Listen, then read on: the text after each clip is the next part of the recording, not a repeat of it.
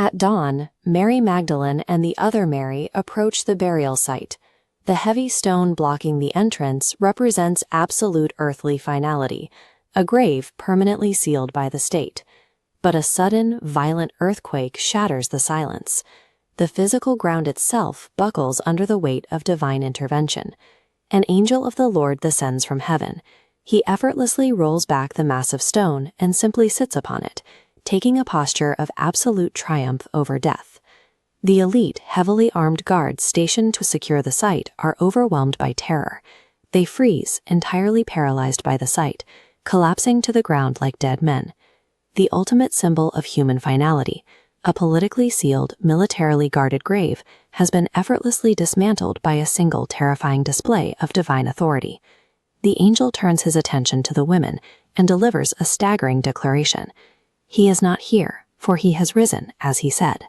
Looking at this dark, empty doorway, the women receive an invitation to see for themselves. The angel tells them to inspect the physical space where Jesus lay, offering the empty tomb as undeniable, verifiable evidence. The angel follows this proof with an urgent command. The women must leave immediately and tell the disciples to travel north to Galilee to meet him. Sprinting away from the rock wall, the women flee the site, entirely consumed by a complex, intense mixture of deep fear and great joy. Then, directly on the road, Jesus suddenly appears to them. The women immediately drop down, taking hold of his feet in an act of profound worship. Jesus offers a calming reassurance, telling them, "Do not be afraid." He then gives explicit instructions to tell his brothers to journey to Galilee, where they will finally see him. The physical reality of the resurrection forces an immediate change in these believers. Paralyzing grief is replaced entirely by joyous worship and an urgent, purposeful mission. Meanwhile, the awakened guards rush back into the city. Terrified, they report the exact supernatural events they witnessed directly to the chief priests. The religious elders immediately orchestrate a political cover-up. They gather the soldiers and hand over a large sum of silver as a bribe. The priests then manufacture a precise false narrative for the guards to spread.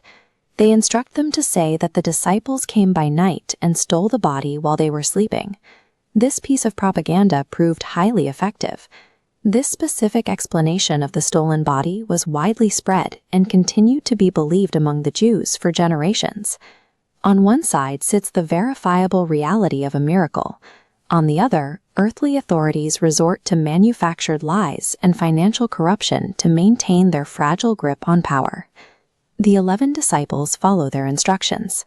They travel north, arriving at a designated mountain looking out over the Sea of Galilee. Upon finally seeing the risen Jesus, their reaction is deeply human and unvarnished. They worship him, but the text crucially notes that some doubted. Jesus steps forward to make his ultimate claim. He officially declares that all authority in heaven and on earth is given entirely to him. This map illustrates how he breaks down his final command based on that new authority. He tells them to go and make disciples of all nations, to baptize them, and to teach them to observe everything he commanded. He then offers a final, grounding promise to seal the narrative. He tells them, "And behold, I am with you always, to the end of the age." A violently contested event at a single sealed tomb in Jerusalem ultimately dismantled the absolute limits of earthly power, establishing an unstoppable global mission and an eternal, universal authority.